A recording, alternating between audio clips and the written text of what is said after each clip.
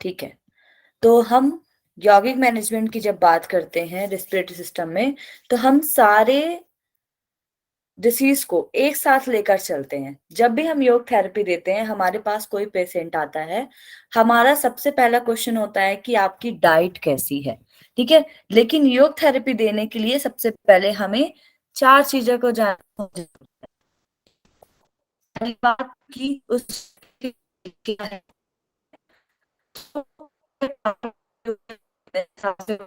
Ma'am voice आपकी ठीक से नहीं आ रही है, ब्रेक हो रही है। बहुत ब्रेक हो रही है। अच्छा, अभी बोलिए। नहीं नहीं, क्लियर है। मैम ब्रेक हो रही है voice. No ma'am, not clear. अभी hello, no ma'am, ma'am break हो रही है कंटिन्यूअसली। ये तो सुबह है और सब कुछ ब्रेक हो रहा है। हाँ, मैम बस hello, hello he now clear it is आता है, उसके ओके। बाद सब ब्रेक हो रहा है। Yes ma'am. ठीक है, मैम नेटवर्क हो तो तो रही है, ठीक ब्रेक है, हो मुझे रही है। फिर प्रॉब्लम।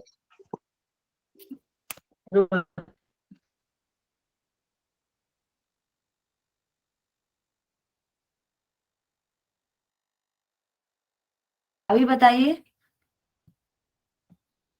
अभी ठीक है अभी मैम। हेलो, सही।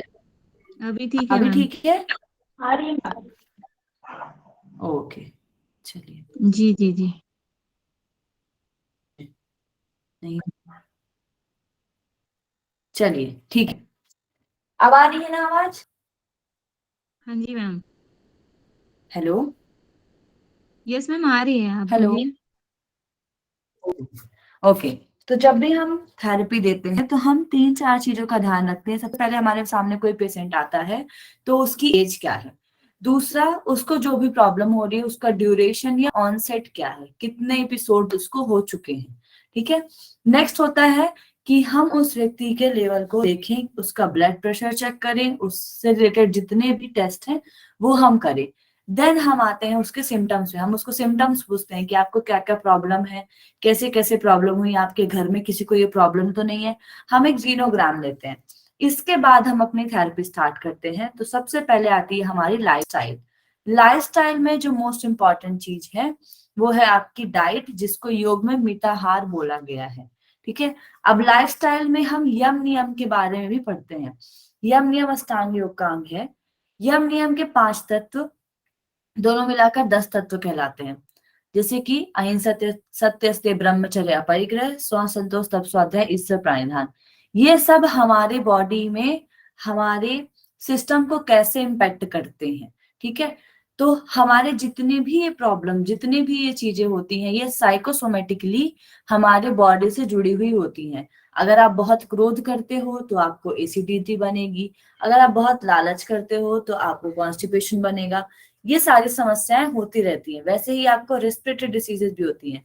दूसरा, अगर हम सही तरीके से नियम का पालन नहीं करते, शरीर को स्वच्छ नहीं रखते, नियम के अंतर्गत स्वच्छता की बात की गई है, और स्वच्छता में हमारे शरीर में जो त्रिदोष पाए जाते हैं, वात पित्त कफ, तीनों को स्वच्छ करने की बात है। ठीक है, तो अब हम इनको स्वच्छ कैसे करेंगे? तो षटकर्म के द्वारा स्वच्छ करेंगे। ठीक है, तो लाइफस्टाइल में यम नियम का बहुत बड़ा रोल है। दूसरा है हमारी डाइट। हम सबसे पहले डाइट पे ध्यान देते हैं कि वो व्यक्ति क्या ले रहा है। लेकिन जब कोई भी व्यक्ति अटैक के टाइम पे आए हमारे पास, या उसको अटैक हो, तो उस टाइम पे उस व्यक्ति को फ्रूट या वेजिटेबल ही लेना चाहिए। दूसरी बात आती है सिट्रस फूड की। सिट्रस फूड क्या करते हैं, जितने भी आपके प्लेग में जो कफ होता है, उसको कट करने का काम करते हैं। सिट्रस फ्रूट आप ले सकते हो, जैसे लेमन हो गया। ठीक है, और जो कि आपके प्लेज्मा या फिर कफ को जो है दूर करे। दूसरा, ऐसी चीजें जो आपके कफ को दूर करे। अब कफ को दूर करने वाले रस कौन कौन से हैं? जो वात को बढ़ाते हैं। आयुर्वेद जब आप पढ़ोगे, तो आयुर्वेद के अनुसार 6 रस बताए गए हैं, जिसमें मधुर, अम्ल, लवण, कटु, तिक्त, कषाय। 6 होते हैं, जिनमें से शुरू के होते हैं हमारे मधुर, अम्ल और लवण। बाकी जो 3 होते हैं कटु, तिक्त, कषाय। कटु, तिक्त, कषाय आपके वात को बढ़ाते हैं। तो चूंकि रेस्पिरेटरी डिसऑर्डर जितने भी हमारे हो रहे हैं वो कफ की बढ़ने की वजह से हो रहे हैं, तो वात को बढ़ाने के लिए हम कटु, तिक्त, कषाय लेते हैं। तो इसमें हम गर्म करने वाली चीजें लेते हैं, जैसे कि अनियन लेते हैं, रेडिस लेते हैं, गार्लिक लेते हैं। रेडिस मूली को बोलते हैं, होती ठंडी है वो उसके उसमें, लेकिन ये आपके कफ को और आपकी जितनी भी चीजें जमी हुई होती है उसको दूर करने का काम करती है। तो अनियन आप ले सकते हैं, रेडिस ले सकते हैं, गार्लिक ले सकते हैं, काली मिर्च ले सकते हैं दूध के साथ, लेकिन वो इवनिंग में आप लेंगे, ठीक है। अब आपको अवॉइड क्या करना है, कफ प्रेडोमिनेंट वाले फूड। कफ प्रेडोमिनेंट में जो कफ को हटाते हैं, सॉरी कफ को बढ़ाते हैं। तो कौन कौन सी चीजें कफ बढ़ाती, मीठा, मीठा मीन्स मधुर, अम्ल और लवण, ये सारी चीजें कफ को बढ़ाने वाली होती हैं। अब हम नेक्स्ट चीज क्या करते हैं, डाइट में फास्टिंग की कोशिश करते हैं। जब कफ बहुत बढ़ा हुआ होता है, हम फास्टिंग करते हैं तो पित्त का लेवल बढ़ता है। फास्टिंग करने से पित्त के लेवल बढ़ने के दौरान कफ की कमी आती है। लेकिन याद रखिए, जिनको भी डिसीज होती है किसी तरीके की क्रोनिक, उनको ज्यादा फास्टिंग नहीं देनी चाहिए। 1 टाइम की फास्टिंग देनी चाहिए, मीन्स नेक्स्ट टाइम उनको नॉर्मल खिचड़ी दे सकते हैं आप, या फिर फ्रूट दे सकते हैं। और जैसे ही किसी को अटैक आया है, जैसे ब्रोंकाइटिस का अटैक आ गया, अस्थमा का अटैक आ गया, उसके बाद बहुत नॉर्मल फूड देते हैं, जैसे कि खिचड़ी दे सकते हो आप, ऐसा जिसको चबाने में उनको व्यक्ति को दिक्कत ना हो, पचाने में दिक्कत ना हो, हैवी महसूस ना हो सोने में, ठीक है। तो ये आपके डाइट और लाइफस्टाइल के अंतर्गत आता है। दूसरा, योग की हम कौन सी टेक्निक्स यूज कर सकते हैं, तो सप्तांग योग में षटकर्म के बारे में बताया गया है। षटकर्म में भी सबसे पहला है आपका नेति। नेति आपके गले के ऊपर के जितना भी कफ होता है, ठीक है, क्योंकि नोज से ही कफ जो है नीचे आने लगता है, जिसको हम बोलते हैं पोस्ट नेजल ड्रॉप, ठीक है। तो इसको हम हटाने के लिए नेति करते हैं। नेति के द्वारा आपका नोज का, आईज का और थ्रोट का क्लियर होता है। तो जल नेति और सूत्र नेति दोनों हमें करनी चाहिए। फिर वीक में एक बार कुंजल क्रिया करनी चाहिए। कुंजल क्रिया के दौरान, कुंजल संघ प्रक्षालन दोनों हम कर सकते हैं, लेकिन कुंजल क्रिया के दौरान हमारे रेस्पिरेटरी ट्रैक्ट में जितना भी कफ जमा हुआ होगा नीचे की तरफ, वो भी बाहर निकलता है, ठीक है। चलिए, ये हो गए हमारे षटकर्म के कुछ, तो नेति और कुंजल हम करेंगे। नेक्स्ट आता है आसन। आसन में आप आसन प्राणायाम मुद्रावन बुक देखेंगे तो उसमें पवन मुक्तासन की 3 सीरीज दी हुई है, ठीक है। तो इनमें से रेस्पिरेटरी डिसऑर्डर के लिए आप तीनों सीरीज का इस्तेमाल कर सकते हैं।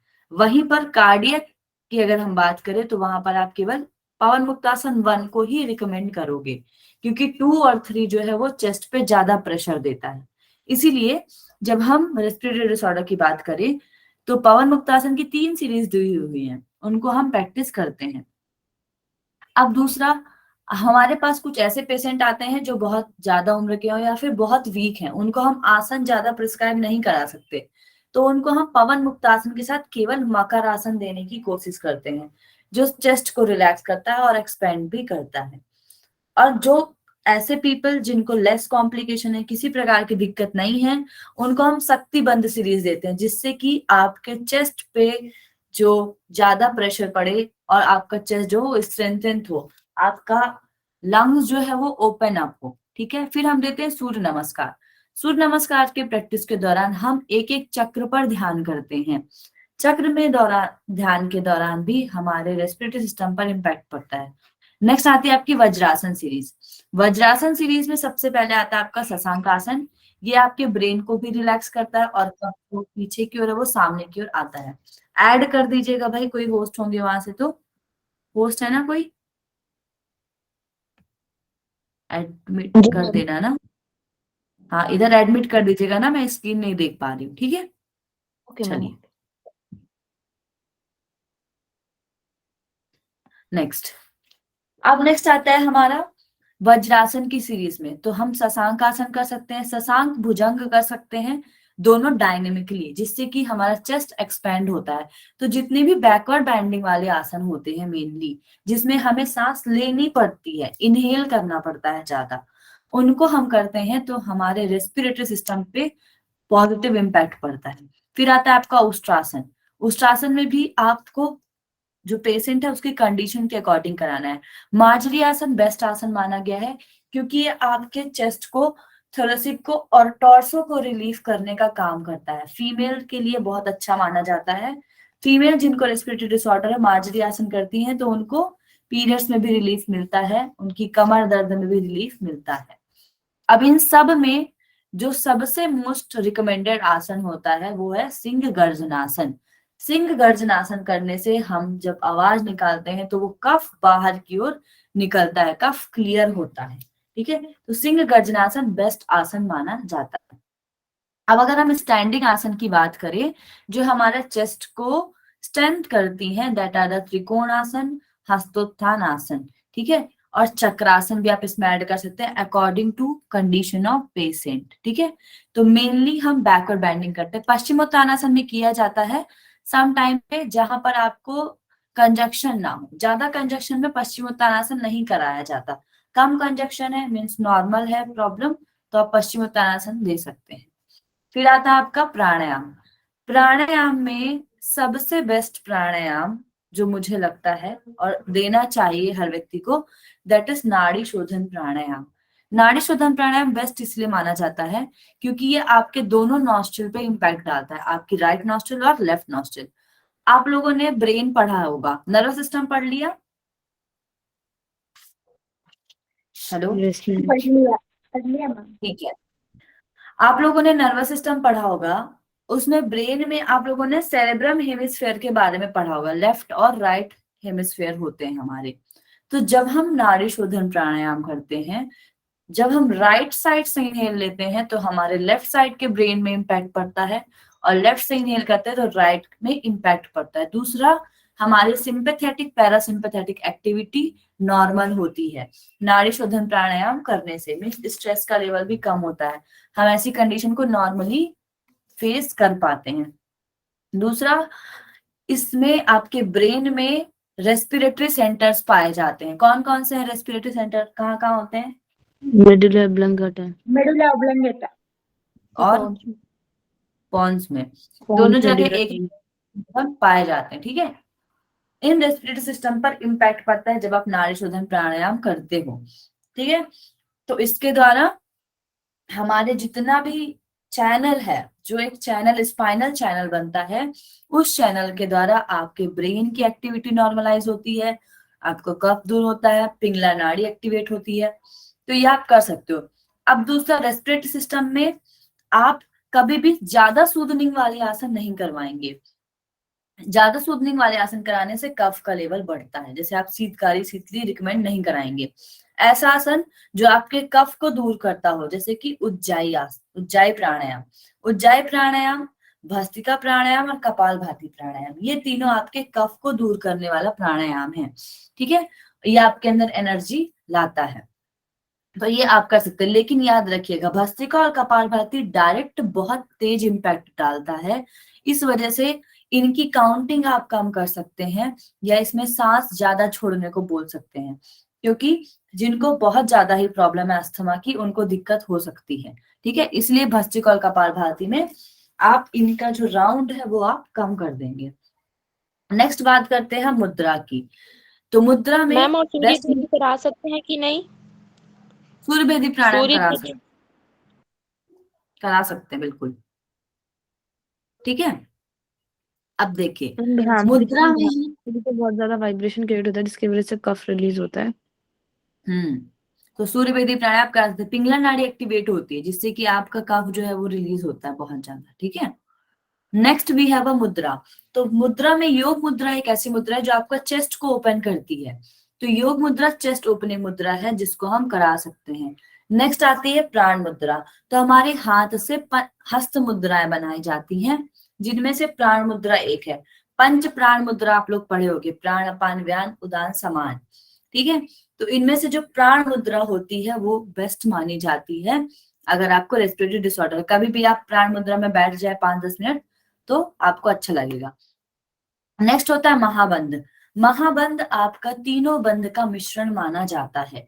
लेकिन जब आप घिरण संहिता पढ़ोगे, टेक्स्ट के अकॉर्डिंग पढ़ोगे, तो उसमें ऐसा माना नहीं गया है। उसमें दो ही बंध माने गए हैं, उड्डयन बंध और मूल बंध। आप लोग पढ़ लेना, उड्डयन या जालंधर है या फिर उड्डयन या मूल बंध है। घिरण संहिता के अकॉर्डिंग पढ़ना बंध में, ठीक है।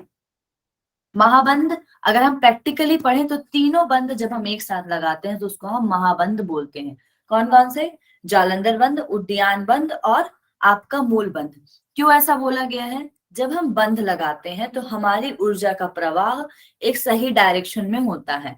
तो हमारी जितनी भी वायु जो एग्जार्बरेटेड हो रही है, जो ज्यादा एग्रीवेटेड हो रही है, वो सही तरीके से कंट्रोल होती है और वो सही जगह पर जाती है।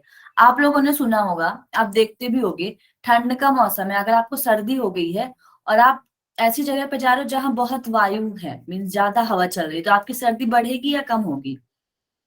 बढ़ेगी मैम। बढ़ेगी मैम। बढ़ेगी मैम। बढ़ेगी मैम। तो इसमें क्या होता है, जब हम प्राण का सही तरीके से प्रवाह नहीं होता, तब कफ में भी प्रॉब्लम होती है। इसीलिए प्राण का सही प्रवाह होने के लिए बंध लगाने जरूरी है।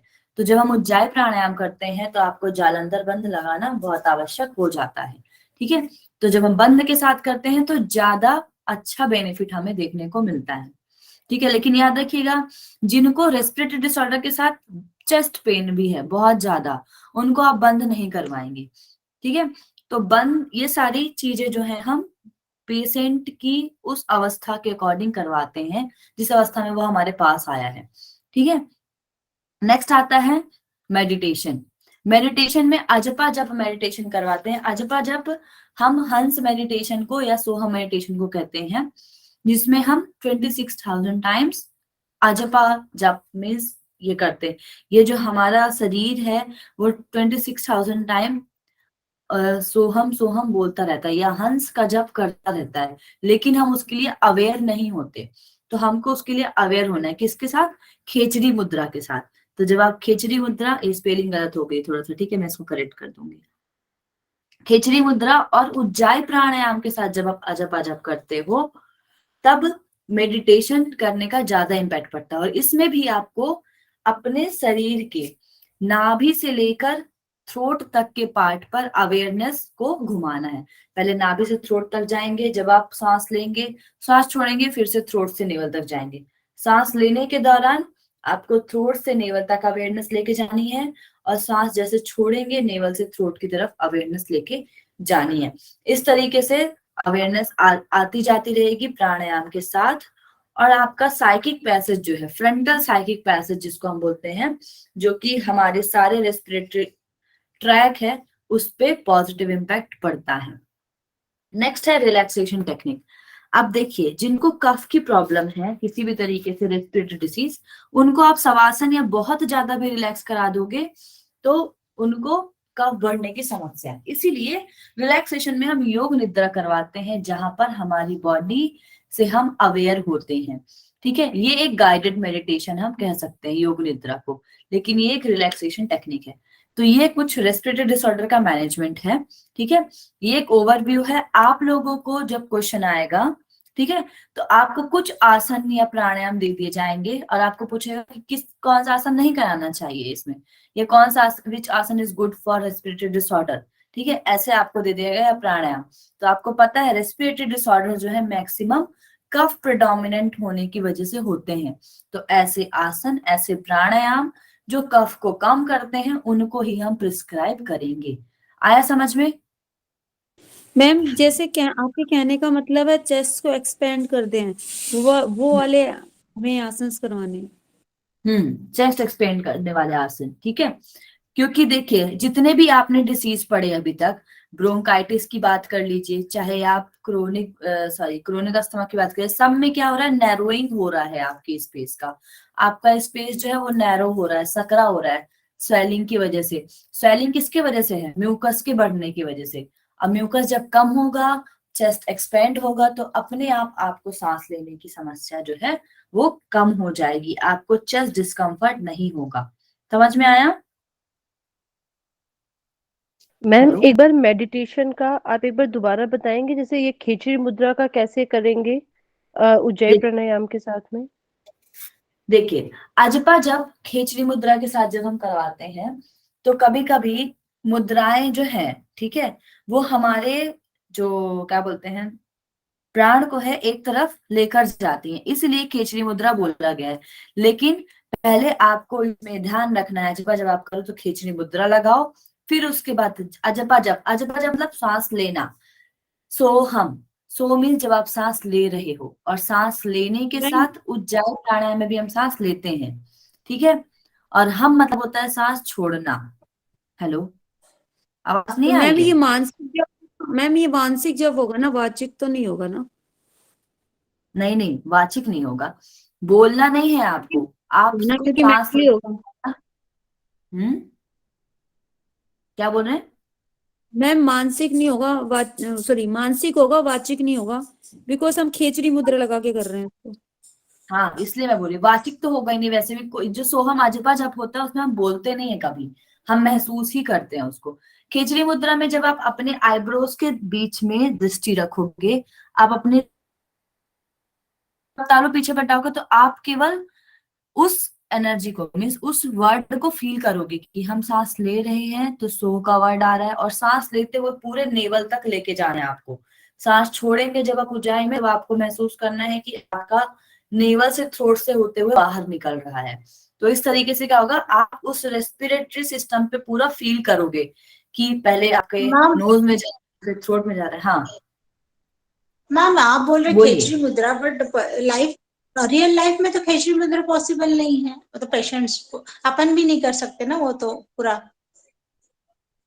पूरा नहीं कर सकते, तालू को आप पीछे नहीं कर सकते, आप आईब्रोज के बीच में ध्यान नहीं लगा सकते। वो लगा सकते मैम, वो प्रोसेस मुझे लगा प्रोसेस कैसे कर सकते खेचरी मुद्रा इसके हाँ, लिए। पूरी प्रोसेस देखिए, हम प्रोसेस पूरा जो एक, अगर हम नॉर्मल ओवरव्यू देखें तो खेचरी मुद्रा क्या है, एक योग साधना की मुद्रा, जिसमें हम जनरली क्या करते हैं, दोनों भौहों के बीच में कंसंट्रेशन करते हैं और तालू को पीछे पलटा लेते हैं। यही हमको उनको बताना है। अब एकदम हाई लेवल समाधि वाला नहीं बताना भाई, हम उनको ट्रीटमेंट दे रहे हैं, ठीक है। तो नॉर्मल खेचरी मुद्रा ही हमें उनको बतानी है, जिसमें हम तालू पीछे करते हैं और आईब्रोज को दोनों के बीच में रखते हैं। ये स्ट्रेस लेवल को बहुत कम करता है, नींद भी अच्छी आती है इससे। रेस्पिरेटरी डिसऑर्डर वालों को नींद नहीं आती है, तो इसकी वजह से नींद अच्छी आती है, और आप ब्रीथ पे सही तरीके से कंट्रोल कर पाते हो, ठीक है। मैम इसमें फुल अवेयरनेस की बहुत जरूरत है, मतलब पूरा ध्यान।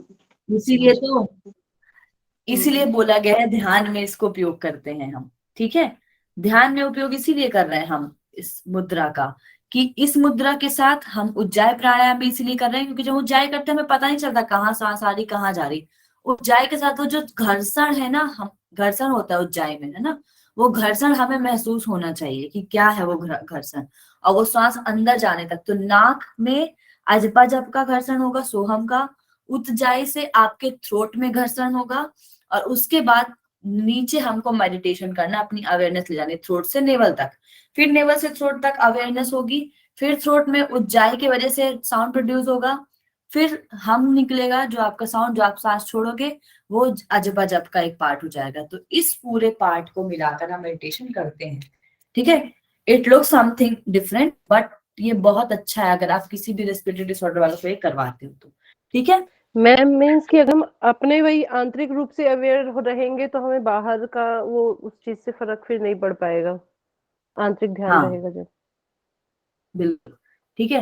और यही तो इम्पोर्टेंट है, हम जनरली क्या करते हैं, ब्रीथ पे फोकस नहीं कर पाते हैं कभी, ठीक है। जब आप ब्रीथ पे फोकस करोगे तब आप बहुत सारी चीजों को कंट्रोल कर सकते हो। जनरली जो मेडिटेशन कराए जाते हैं आपको, आप देखोगे कि आप सिंपल बैठे और आपको बोल दिया जाए ब्रीथ पे फोकस करो, आप कभी नहीं कर पाओगे। इसीलिए मेडिटेशन हमेशा आपको गाइडेड करवाया जाता है कि आप उस चीज को सोच पाओ, उस चीज को कर पाओ। क्योंकि अगर आपको नॉर्मली बोल दिया जाए ना, सबसे अच्छा मेडिटेशन वही है जब व्यक्ति को बोलना ना पड़े करने के लिए, और अपने आप उसका ध्यान लगता चला जाए, ठीक है। आप अपने आप ब्रीथ पे कंट्रोल करो। तो ये जो है ध्यान एक्चुअल में होता नहीं है, हम जितना पढ़ते हैं ना, ये सारी चीजें धारणाएं हैं। आप ये याद रखिएगा, ध्यान ऐसा है जिसमें ना तो हम पूरे तरीके से अपना माइंड डाइवर्ट कर सकते हैं, ना कुछ हो सकता है, ठीक है। हम जो भी प्रैक्टिस पढ़ते हैं ना वो सारी धारणाएं हैं, लेकिन हम ध्यान में कंसिडर करते हैं उसको, क्योंकि ट्रेंड ही चल गया ध्यान का, ठीक है। समझ में आया? Yes ma'am. और मैम ये यस सारे मैम। अभ्यास तो एक एक्यूट पेशेंट तक ही मतलब हो पाएगा। क्रोनिक वाला तो वैसे ही दर्द से परेशान रहेगा, तो उसके लिए ये सब कर पाना बहुत मुश्किल होगा। इसीलिए योग को अल्टरनेटिव थेरेपी बोला जाता है। जब हम चीजों को क्योर कर रहे होते हैं तब आप योग की प्रैक्टिस करवाते हैं, ठीक है? या होने के बहुत पहले। क्रोनिक कंडीशन में एकदम आप नहीं करवा सकते कि बोलो आप कि नहीं आप दवाई मत खाओ, हम योग बस से ठीक करवा देंगे, तो ऐसा नहीं है। जो पॉसिबल नहीं। मेडिकेशन चल रही उनको हम लेते ही हैं, ठीक है? चलिए अब हम आगे बढ़ते हैं। ये आज शक्तिबंध मैम सीरीज क्या है? मैम शक्तिबंध एक सीरीज। एक मेरा एक डाउट है। हाँ पूछिए। उज्जयी प्राणायाम का अलग कर सकते हैं और अपना उज्जयी प्राणायाम और केसरी मुद्रा के साथ कर सकते हैं क्या? हाँ एक साथ कर सकते हैं। केसरी मुद्रा तो तालू पे लगाते हैं जीवा को, और आवाज कैसे आएगा उज्जयी प्राणायाम के लिए छोड़ते वक्त? देखिए जो हम बोलना है ना, सांस तो कहाँ वो से हम लेते हैं बोलना आप? है। हाँ साथ में। बोलना नहीं है, बोलना नहीं है। आप बोलना एक नहीं बार है, वो तो नॉर्मल, सही है। ठीक है? श्वास लेते आप देखो। हैं, तालू हाँ लगाते हैं, और तो हम छोड़ते वक्त उज्जयी का अपना आवाज निकालना रहता है ना घसे से। हाँ, तो गले से निकालना है आपको, जीभ से थोड़ी निकालना, जीभ थोड़ी खोलोगे आप। नहीं, जीभ तो नहीं हाँ खोलेंगे, फिर भी आवाज नहीं आता, उज्जयी का आवाज नहीं आता है, ऐसा मेरे को अनुभव लग रहा है। प्रैक्टिस अभी करके ट्राई देखना करके आप एक बार, देखेंगे। ठीक है? ओके ओके, प्रैक्टिस करके देखती हूँ। Thank you ma'am. Okay ma'am ये श्योर, नो शक्तिबंध प्रॉब्लम। सीरीज बता दीजिए क्या होता है। यू कैन ट्राई ना। ओके, नेक्स्ट कौन पूछ रहे थे? शक्तिवन।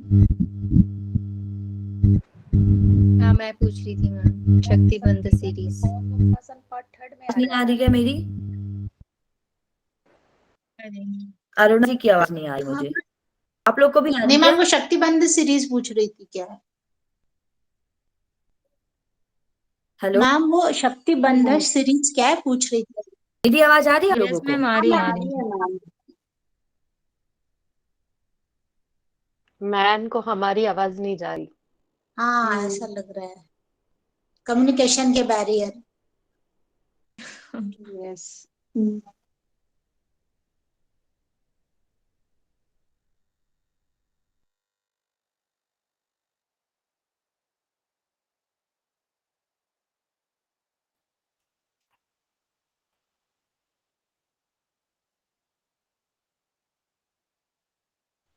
Hello ma'am. हेलो मैम शायद आवाज नहीं आ रही मैम। मैम को मैसेज करते हैं कि आवाज नहीं। किया है ना, ये शाइना ने शायद किया ऐसा। मैसेज देख लेंगे ना, वो फिर मैसेज देख लेंगे। शायद साक्षी मे जी बी ने वो किया। बोल रही हो, हमें पता ना चल रहा हो।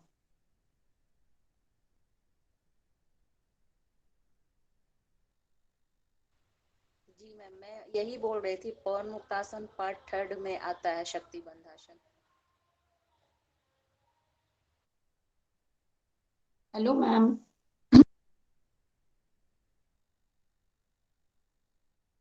मैम का इंटरनेट चला गया है शायद, तो इंटरनेट पर क्या आ रहा है ना। मैम भी गई हुई है।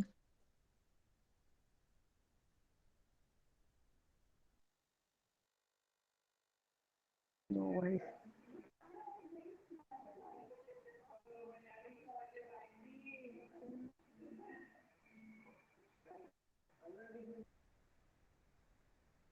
लेफ्ट कर दिया मैंने शायद। ज्वाइन कर रही होंगी ना दोबारा से। हम्म।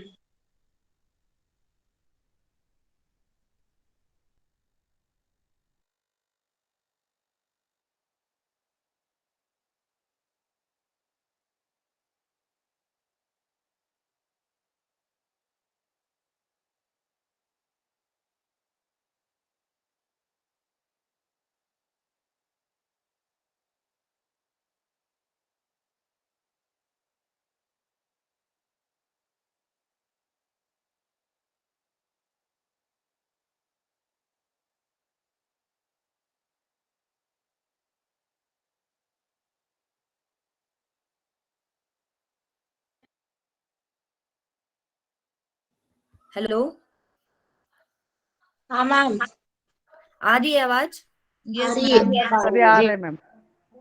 Laptop, sorry. चलिए, तो आप लोगों का क्वेश्चन था शक्तिबंध क्या है। शक्तिबंध जो है पवन मुक्तासन सीरीज 3 को हम शक्तिबंध बोलते हैं, ठीक है। पवन मुक्तासन की 3 सीरीज बताई गई हैं आसन प्राणायाम मुद्रा बंध में, उसमें से सीरीज नंबर 3 को हम बोलते हैं शक्तिबंध, ठीक है। चलिए, ठीक है मैम, ठीक है। ओके। अब हम नेक्स्ट पढ़ेंगे। आज हमारा नेक्स्ट सिस्टम है कार्डियोवेस्कुलर डिसऑर्डर। तो आप लोग मुझे बताइए, कार्डियोवेस्कुलर सिस्टम आप लोग को पढ़ा दिया गया है? Hello, no ma'am, no ma'am, ma'am ma'am ने नहीं पढ़ा अभी। शक्तिबंध क्यों कहते हैं, बताएंगे मैम, प्लीज? पेट पर जोर डालता है, इस कारण हाँ उसको करने के लिए बहुत ताकत चाहिए। हाँ। अच्छा ठीक, थैंक यू।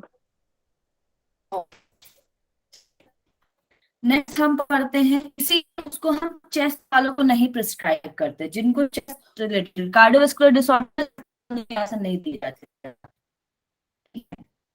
रेस्पिरेटरी में दे सकते हैं आप, कार्डियोवेस्कुलर डिसऑर्डर में नहीं देंगे। चलिए, हम पढ़ेंगे नेक्स्ट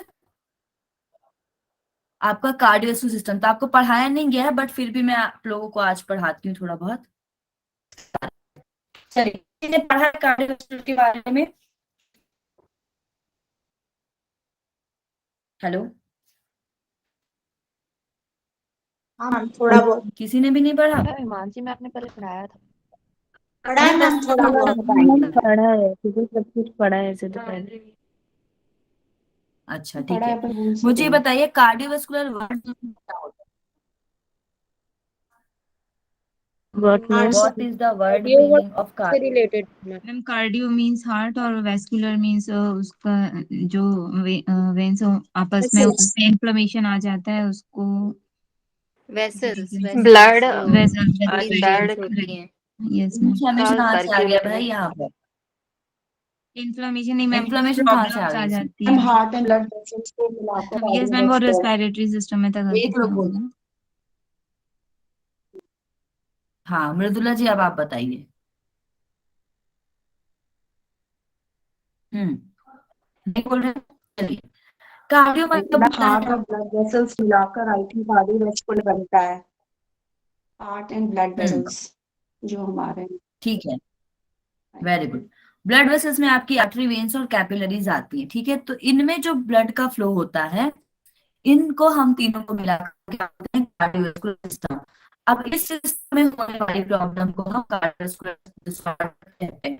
अब इसमें आपका सबसे पहले है एंजाइना पेक्टोरिस, ठीक है, जिसको हम मैम वॉइस एंजाइना भी क्लियर नहीं बोलते है। हैं, ठीक है। एक्सक्यूज मी मैम, आपकी वॉइस ब्रेक हो रही है। आई थिंक मुझे हो रही है, आई डोंट नो। वॉइस, नहीं हो रही है, हो रही है। हाँ जी। Oh my, okay, wait, why wait, हाँ।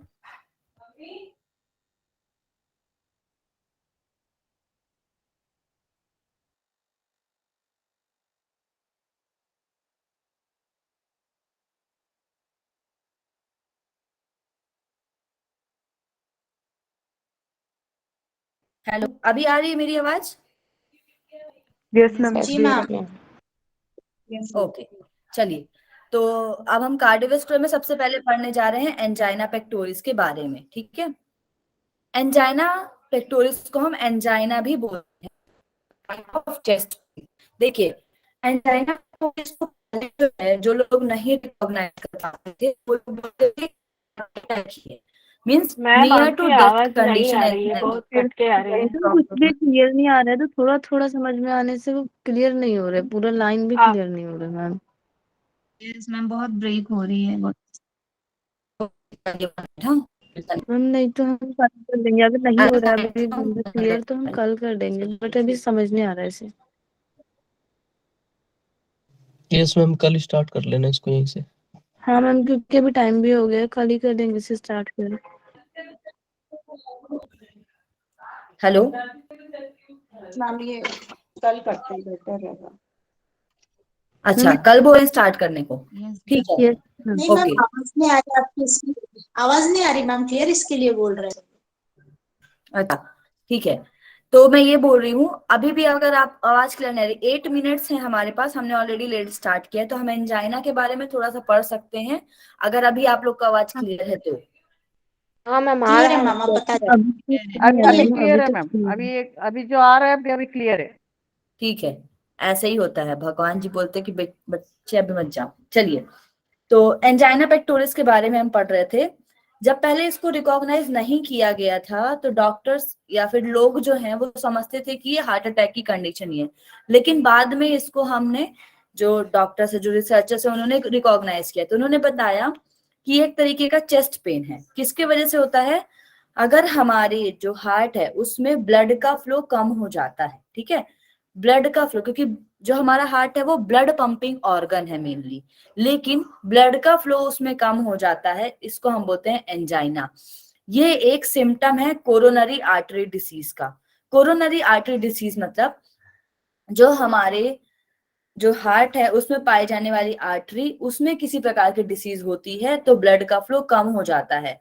तो इसमें जो आपका एंजाइना पेक्टोरिस है, सेम कंडीशन होती है, ब्लड का फ्लो रिड्यूस होता है, इसीलिए इसको हम सिम्टम भी बोलते हैं कोरोनरी आर्टरी डिसीज का। इसको दूसरा नाम देते हैं एंजाइना पेक्टोरिस। इसमें लिखा नहीं है मैंने, शायद मैं भूल गई हूँ, इसी को ही हम बोलते हैं इस्चेमिक हार्ट डिसऑर्डर या इस्चेमिक कार्डियोवेस्कुलर डिसऑर्डर। इस्चेमिक इसलिए बोला जाता है क्योंकि ये अचानक से होने वाला डिसऑर्डर है, तो आप लोग लिख लीजिएगा, इसको हम इस्चेमिक हार्ट डिसीज बोलते हैं, ठीक है। मीन्स अचानक से होने वाली दिक्कत, हमें पता नहीं चलता और हम सोचते हैं कि हमें हार्ट अटैक आ गया, ऐसी कंडीशन आ गई। और ये क्यों होता है? जब व्यक्ति बहुत ज्यादा काम कर लेता है, जैसे मैं हूँ, मैं सामान्य काम करती हूँ, ज्यादा योग करती हूँ पर थोड़ा काम करती हूँ, अचानक से मुझे बोल दिया जाए खेती किसानी करने के लिए और बहुत सारा सामान उठाने के लिए, तो जब मैं एक ही दिन में एक हाथ से बहुत वर्क कर लूं तो अचानक से मेरे हार्ट क्या करेगा? ब्लड का फ्लो कम कर देगा, जिसकी वजह से मेरे चेस्ट में पेन उठेगा, जिसको हम बोलते हैं एंजाइना पेक्टोरिस। इसके बारे में बताया गया कि it is also describe as a squeezing. Squeezing मतलब कहता है सिकोड़ना किसी चीज को, जब कोई चीज सिकुड़ जाए, जैसे गुब्बारा है, गुब्बारे से हवा निकलती तो सिकुड़ जाता है ना, वैसे ही एंजाइना पेन डिस्क्राइब किया गया है कि जब हमारे चेस्ट में स्क्वीजिंग हो, प्रेशर बहुत पड़े और हैवीनेस लगे, टाइटनेस लगे पेन में, तो इसको हम बोलते हैं एंजाइना का पेन, ठीक है। ब्लड का फ्लो एकदम से कम होने से हार्ट क्या करता है? स्क्वीज कर जाता है, और स्क्वीज करने से हमारी जितनी भी वेन्स, आर्टरीज, वेसल्स होती हैं उनमें प्रेशर पड़ता है और हैवीनेस आ जाती है, टाइटनेस आ जाती है चेस्ट में। इट में feel like heavy weight lying on the chest, ऐसा लगता है कि आपके चेस्ट में किसी ने हैवी वेट रख दिया गया हो। एंजाइना में be new pain that need to be checked by the health care provider. ये एक न्यू पेन है, जैसे अभी मैंने आपको बताया, ज्यादा रिकॉग्नाइज नहीं किया गया है, तो इनको हमें हेल्थ प्रोवाइडर द्वारा बताना चाहिए कि होता क्या है। एंजाइना इज रिलेटिवली कॉमन, ये बहुत कॉमन हो गया है। It can still be hard to distinguish from other type of chest pain. ये ऐसा पेन है, देखिए मैंने आपको बताया कि आपके हार्ट अटैक जैसे ही कंडीशन है, लेकिन हार्ट अटैक में आपकी मसल्स जो होती हैं वो काम करना बंद कर देती हैं। हार्ट की मसल का काम करना या हार्ट की मसल का क्षतिग्रस्त हो जाना हार्ट अटैक कहलाता है, जिसमें पूरी तरीके से ब्लड का फ्लो बंद हो जाता है। लेकिन एंजाइना में ब्लड का फ्लो थोड़े सेकंड के लिए कम हो जाता है, रिड्यूस ब्लड फ्लो हो जाता है, इसको हम बोलते हैं एंजाइना पेक्टोरिस। और हार्ट अटैक में एकदम से ब्लड फ्लो नहीं होता, रिड्यूस मींस होता ही नहीं है उसमें, और इसमें थोड़ा सा कम हो जाता है, ठीक है। अब हम इसकी बात करें तो इसके कुछ टाइप हैं एंजाइना पेक्टोरिस के या एंजाइना के। सबसे पहले आता है आपका इसमें स्टेबल एंजाइना। ये जितने भी टाइप हैं ये उनके कारण और उनके रेस्ट और मेडिकेशन की वजह से इनके सिम्टम्स हम दूर कर सकते हैं, ठीक है। तो पहले 4 है इसके टाइप। सबसे पहला है आपका स्टेबल। तो पहले आप लोग यहाँ पर देखिए डायग्राम में आप लोग को ये आर्टरी दिख रही है, कोरोनरी आर्टरी, जो क्या कहती है? ब्लड को लेकर जाती है। तो फर्स्ट वाली एकदम नॉर्मल है, ठीक है, इसमें कोई प्रॉब्लम नहीं है। दूसरी वाली है, इसमें हम स्टेबल एंजाइना लिखे हैं, मीन्स यहाँ पर स्टेबल एंजाइना लिखा हुआ है, इस कंडीशन को हम बोलते हैं एथेरोस्क्लेरोसिस, ठीक है, एथेरोस्क्लेरोसिस बोला जाता है इसको। इसमें क्या होता है? देखिए आप देख रहे होंगे दोनों कोरोनरीज के बीच में क्या हुआ है? स्पेस कम हो गया है, और स्पेस कम होने की वजह से दोनों में क्या हो गया है? ब्लड सही तरीके से फ्लो नहीं हो पा रहा। तो स्टेबल एंजाइना में आप देखिए स्पेस की कमी है। कैसे? अब हम पढ़ेंगे यहाँ पर। ये मोस्ट कॉमन टाइप होता है एंजाइना का। It usually happens during activity. ये कब होता है? जब हम बहुत एक्टिविटी कर ले, हमको एक्सर्जन हो जाए, थकान लग जाए, और जैसे ही हम इसमें रेस्ट करते हैं तो ये ठीक हो जाता है, या मेडिकेशन द्वारा ये ठीक हो जाता है। ये कब आता है? That pain comes on when you are walking uphill, mean जब आप बहुत किसी दूर पर या किसी पहाड़ों में एकदम से वॉक कर रहे हो, या एकदम से आप कोल्ड वेदर में जा रहे हो, तब आपको स्टेबल एंजाइना होने के चांसेस होते हैं। दिस पेन इज प्रिडिक्टेबल, इसको हम प्रिडिक्ट कर सकते हैं, and usually similar to previous episode of chest pain. ये एक बार आता नहीं है, हर बार इसके एपिसोड्स होते हैं। The chest pain typically last a short time, ये कम समय के लिए होता है, 5 मिनट से या 5 मिनट से थोड़ा कम समय के लिए दर्द उठता है एंजाइना, स्टेबल एंजाइना का। ठीक है, ये क्यों है? ये किन लोगों को है? जो कोल्ड में चले गए। कोल्ड में जाने से अचानक से म्यूकस का सिक्रीशन ज्यादा हुआ, म्यूकस का सिक्रीशन ज्यादा होने से इस तरीके से म्यूकस मेम्ब्रेन से म्यूकस निकला और स्पेस कम हो गया, तो ब्लड का फ्लो यहाँ पर कम हो गया। ठीक है, या फिर कोलेस्ट्रॉल का लेवल ज्यादा बढ़ गया। तो स्टेबल एंजाइना ऐसा एंजाइना है जो एक्सर्शन की वजह से होता है और मेडिकेशन से ठीक हो जाता है। ठीक है, अनस्टेबल एंजाइना क्या होता है? इसको हम बोलते हैं मेडिकल इमरजेंसी। इसमें लिखा है, देखिए, एथेरोस्क्लेरोसिस विथ ब्लड क्लॉट। पहले वाली कंडीशन में ब्लड की क्लॉटिंग नहीं हो रही थी, लेकिन इस कंडीशन में ब्लड का क्लॉट हो गया। तो ये क्या है? ये अनप्रिडिक्टेबल है, आप इसके बारे में प्रिडिक्ट नहीं कर सकते। ठीक है, ये कब होता है? ये रेस्ट की कंडीशन में होता है। स्टेबल एंजाइना क्या है? जब आप बहुत काम कर रहे हो तब आपको ये पेन उठेगा, लेकिन आप जब रेस्ट करते हो तो ये पेन आपका कम हो जाता है। लेकिन अनस्टेबल एंजाइना में जस्ट अपोजिट है, जब आप रेस्ट की पोजीशन में होते हो तब ये पेन आपका ज्यादा बढ़ता है। ठीक है, ये अनप्रिडिक्टेबल होता है। ठीक है, इसमें क्या होता है? Angina pain is worsening and occur with less physical effort. अगर हम कम फिजिकल एफर्ट करते हैं तब ये होता है। क्यों? ब्लड की क्लॉटिंग हो जाती है यहाँ पर। It is typically severe and last longer than stable angina. इसका पेन आपको 20 मिनट से लेकर लंबे समय तक, घंटों तक रह सकता है। The pain doesn't go away with rest, इसको हम रेस्ट के द्वारा दूर नहीं कर सकते। ठीक है, if the blood flow doesn't improve, अगर ब्लड का फ्लो नहीं। मैम जब आपने हाँ, बोला कि रेस्ट, मैम जब आपने बोला ये रेस्ट के टाइम पर ही होता है, तो फिर रेस्ट से ही कैसे ये हील हो सकता है? कौन सा वाला? स्टेबल वाला? यही नो मैम, अनस्टेबल वाला आपने कहा ना कि रेस्ट के टाइम पर होता है कंडीशन, तो फिर जब ये रेस्ट से ही, फिर आपने बोला कि रेस्ट करके इसे ठीक किया जा सकता है, तो रेस्ट पे ही तो नहीं, होता मैंने है। नहीं बोला, मैंने लिखा है the pain doesn't go away with rest, means ये पेन जो है ये रेस्ट के द्वारा नहीं जाता और मेडिकेशन के द्वारा भी नहीं जाता, जब तक इसमें सही तरीके से ब्लड का फ्लो नहीं हो। एंजाइना पेक्टोरिस क्या? ब्लड का फ्लो नहीं होना। अब जब ब्लड की क्लॉटिंग है और आप रेस्ट कर रहे हो, ब्लड की क्लॉटिंग कब होती है? जब आप रेस्टिंग पोजीशन में और ऑलरेडी ब्लड रेस्ट में है, तो क्या होगा? आप जब लेटते हो ना, जब आप सोने जाते हो, तो अचानक से ये दर्द उठ जाता है, या आप कुछ कंडीशन में लेटे हुए व्यायाम करें तब ये अचानक आपको कंडीशन उठ जाती है। इसलिए इसको हम अनप्रिडिक्टेबल बोलते हैं। व्यक्ति एकदम आराम की कंडीशन में कुछ भी नहीं कर रहा है तो भी ये चीजें हो जाती है अनस्टेबल, और ये ज्यादा समय तक रहती हैं। लेकिन अगर इसमें ब्लड का फ्लो नहीं बढ़ा तो हार्ट अटैक के चांसेस बढ़ जाते हैं इसमें, तब ये हार्ट अटैक को अकर करता है। अगर ब्लड फ्लो नहीं बढ़ा और ऑक्सीजन सही टाइम पे नहीं दिया गया, ऑक्सीजन की कमी हो गई, तो ब्लड फ्लो और ऑक्सीजन दोनों की कमी की वजह से व्यक्ति को हार्ट अटैक हो सकते हैं। इसलिए इसमें हमको डायरेक्ट इमरजेंसी की जरूरत पड़ती है। इसमें आप नहीं बोलोगे कि भाई योगा करो आप, ठीक है? इस कंडीशन में हम डायरेक्ट तुरंत डॉक्टर के पास जाते हैं। ठीक है, आप स्टेबल वाले में योग करा सकते हो, वो भी रिलैक्सेशन। क्योंकि मैंने बताया स्टेबल वाला एक्सर्शन की वजह से होता है, तो आप इसमें रिलैक्सेशन वाले करवा सकते हो, लेकिन अनस्टेबल में आप ऐसा नहीं करवा सकते। ठीक है, समझ में आया? अनस्टेबल वाली जो कंडीशन होती है उसमें गड़गड़ाहट की आवाज आने लग जाती है क्या? और फिर नहीं, जो पेशेंट है वो फेट हो जाता है? फेट नहीं होता, ऑलरेडी पेशेंट रेस्ट में रहता है, अचानक से उसको पेन उठता है, जैसे कि बर्न होता है ना, उस तरीके से आपको ये प्रॉब्लम होती है। ठीक है, मैम आवाज ऐसा कह नहीं। सकते हैं कि ये सोते सोते हो सकता है, ऐसा भी होता है क्या? हाँ, सोते सोते भी ये हो सकता है।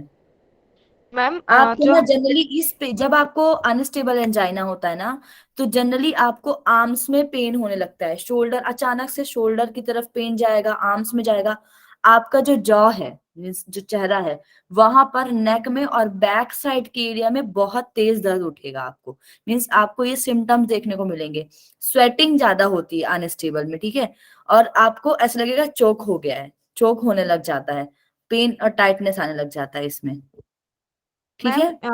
हार्ट अटैक में भी तो सेम सिम्टम्स होते हैं, उसमें भी ब्लड क्लॉटिंग होता है और जो लेफ्ट हैंड होता है उसमें पेन होता है, तो ये हाँ तो हार्ट मैंने अटैक। क्या बोला, ये कंडीशन हार्ट अटैक को लीड करती है, अगर इस कंडीशन को सही नहीं किया गया तो ये हार्ट अटैक को लीड करेगी, ठीक है।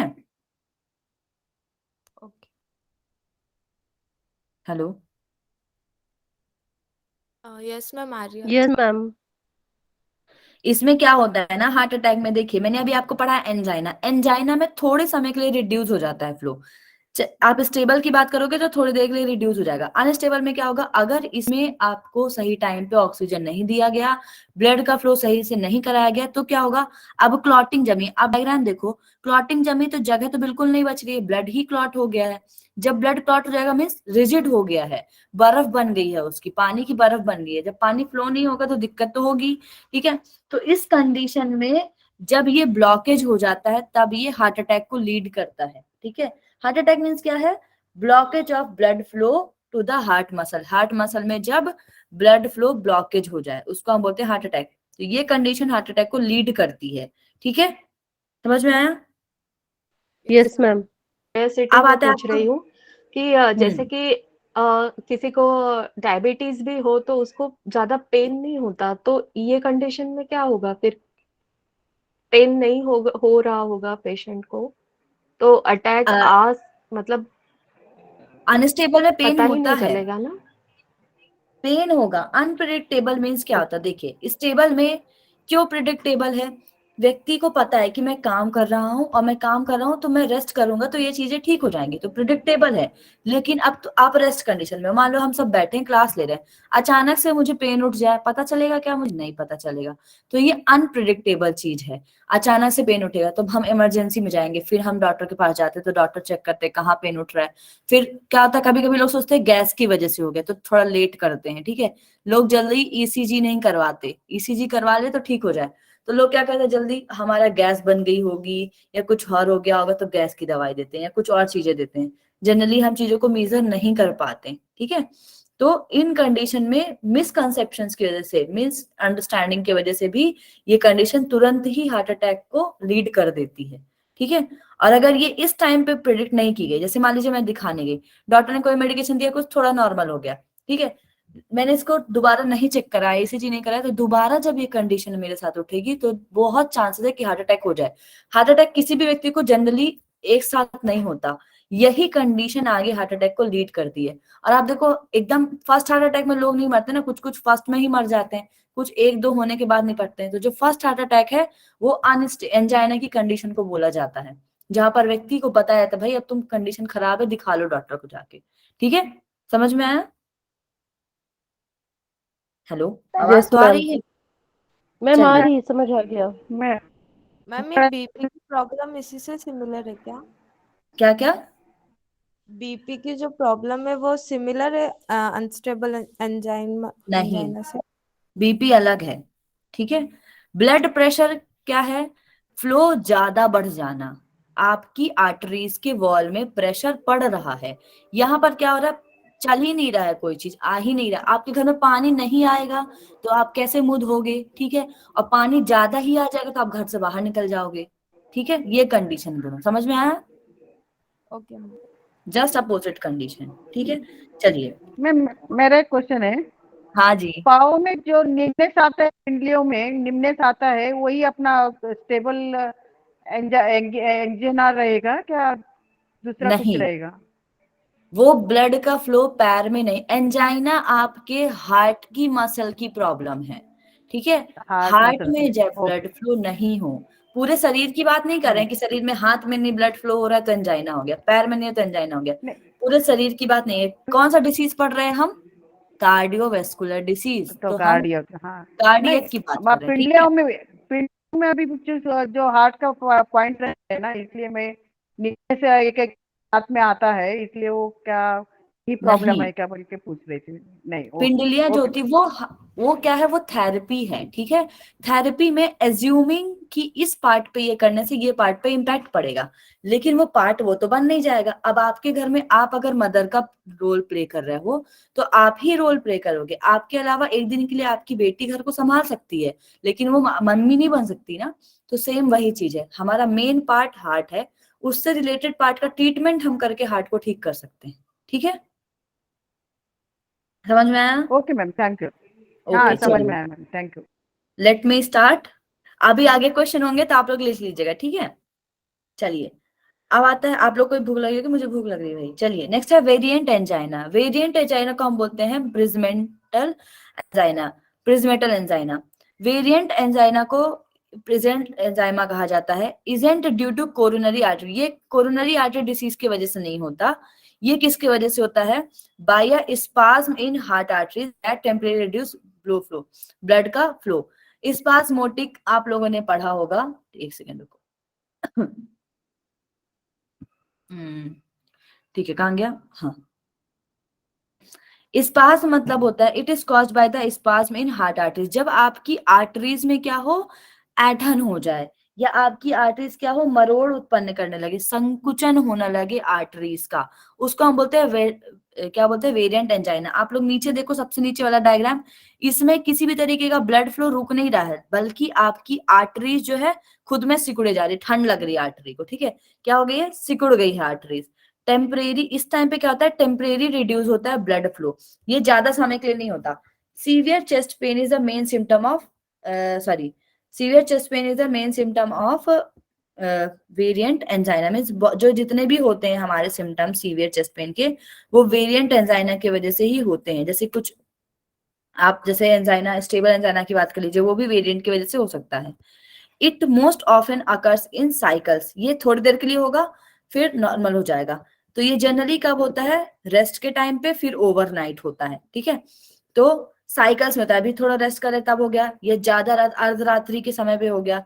द पेन में B relieved by the angina medication, ये मेडिकेशन के द्वारा ठीक हो जाता है। देखिए, स्टेबल एंजाइना और वेरिएंट एंजाइना ये मेडिकेशन के द्वारा ठीक हो सकते हैं, लेकिन अनस्टेबल एंजाइना बहुत भयानक कंडीशन है, वर्स्ट कंडीशन होती है, इसके लिए आपको डॉक्टर के पास जाना पड़ता है, ठीक है।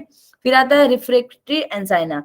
Angina episodes are frequent despite a combination of medication and lifestyle changes. Means कभी कभी क्या होता है, जैसे कि हमारे लाइफस्टाइल में चेंजेस हुआ, जैसे कुछ कुछ लोग होते हैं जिनको ओबेसिटी की प्रॉब्लम है, ज्यादा कोलेस्ट्रॉल लेते हैं, तो कोलेस्ट्रॉल लेने वालों को या ज्यादा ओबेसिटी वालों को, ज्यादा थायराइड वालों को, उन लोगों को भी रेफ्रैक्टरी एंजाइना होता है। ये थोड़ी देर के लिए होता है कि लाइफस्टाइल चेंजेस की वजह से होता है, और ठीक भी हो जाता है जल्दी, ठीक है। तो ये 4 टाइप हैं। अब इसके सिम्टम की बात करते हैं। तो एंजाइना के सिम्टम में चेस्ट पेन और चेस्ट डिस्कम्फर्ट होता है। इसमें आपको बर्निंग के सेंसेशन आता है, ऐसा लगता है कि चेस्ट में फुलनेस है, प्रेशर पड़ता है, स्क्वीजिंग मींस सिकोड़ने जैसी आती है। पेन आपको होता है कहाँ पर? आर्म्स में, नेक में, जॉ में, शोल्डर में और बैक में, ये मैंने आपको बताया। और इसमें और क्या है? डिजीनेस मीन्स आपको थकान लगेगी, फटीग लगेगी, वॉमिटिंग जैसे सेंसेशन आएगा कि आप लगता है वॉमिटिंग कर दूं, ठीक है। शॉर्टनेस ऑफ ब्रेथ होगी और स्वेटिंग होगी। अब इसमें बताया गया the severity, duration and type of angina can vary, हर व्यक्ति के अकॉर्डिंग इसकी सीवियरिटी, इसका ड्यूरेशन और इसका टाइप वेरी कर सकता है। न्यू एंड डिफरेंट सिम्टम में signal a more dangerous from angina. ज्यादा से ज्यादा बताया गया कि सबसे भयानक जो सिम्टम वो अनस्टेबल एंजाइना का है, जो हार्ट अटैक को लीड करता है, और हार्ट अटैक, ठीक है, ये लीड करता है। अब इसके कारण है, क्यों होता है भाई? Angina is caused by reduced blood flow to the heart muscle, blood का फ्लो कम होता है। Blood carries oxygen which the heart muscle need to survive, ठीक है। हमारा ब्लड क्या करता है? ऑक्सीजन को कैरी करता है। अगर हमारी हार्ट मसल में ऑक्सीजन नहीं जाएगी तो मसल काम करना बंद कर देंगी, इसीलिए ब्लड का फ्लो कम करने से मसल पे इम्पैक्ट पड़ता है। When the heart muscle isn't getting enough oxygen it causes a condition called ischaemia. Ischaemia means अचानक होने वाली कंडीशन, जो मैंने आपको बताया, एंजाइना, एंजाइना का दूसरा नाम है इस्चीमिया, इसको बोलते हैं इस्चेमिक हार्ट डिसीज, ठीक है। The most common cause of reduce blood flow is the heart muscle is coronary artery disease. जिन व्यक्तियों को कोरोनरी आर्टरी डिसीज है उनको भी ये होने के चांसेस है। Coronary artery become narrowed by fatty deposit called plaques. ये किस वजह से होती है कोरोनरी आर्टरी डिसीज? जब व्यक्ति के मसल में, हार्ट मसल में फैट जो है वो ज्यादा डिपॉजिट हो जाता है, जिनको हम फ्लैक बोलते हैं, ठीक है। इन फैटी डिपॉजिट्स को हम फ्लैक बोलते हैं।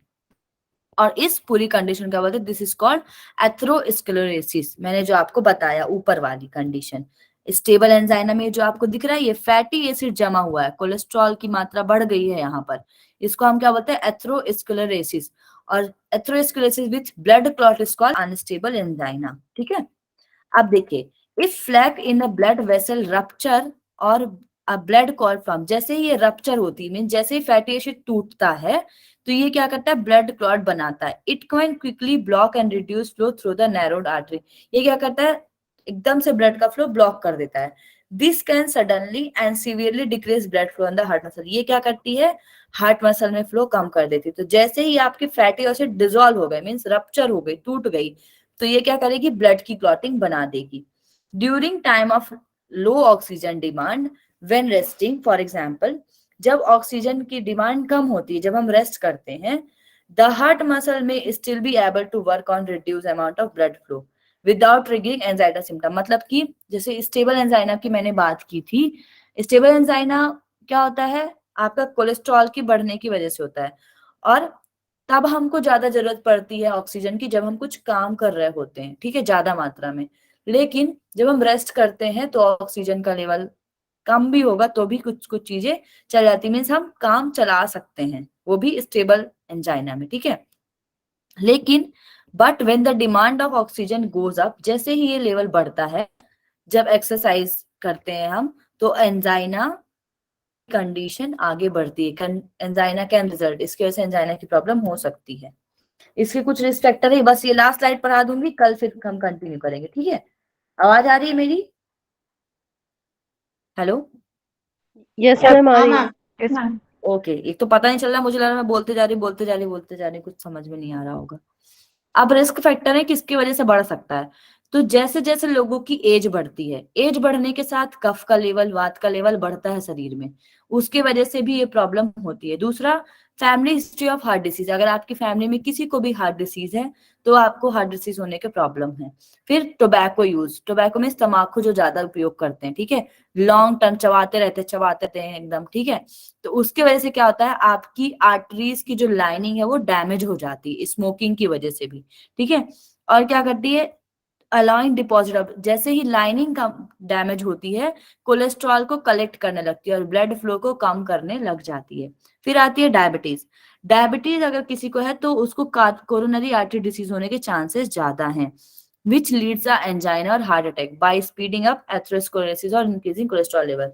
मींस अगर किसी को डायबिटीज है तो उसको सीएडी होगा, सीएडी के बाद उसको एंजाइना होगा और हार्ट अटैक होने के चांसेस हैं। फिर high blood pressure over time ज्यादा। देखिए, अब आपने मुझे पूछा था कि मैम हाई ब्लड प्रेशर क्या होता है, हाई ब्लड प्रेशर से कैसे रिलेटेड है ये?